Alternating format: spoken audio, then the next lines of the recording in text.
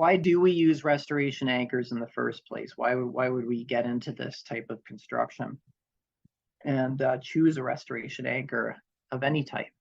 And the reason is we a lot of times we want to avoid rebuilding the entire wall assembly by reinforcing an existing condition.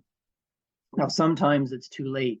Okay, on the left is a church which unfortunately was built there were no ties whatsoever in the building envelope, and unfortunately it came down on a quiet Sunday morning on top of some new AC units.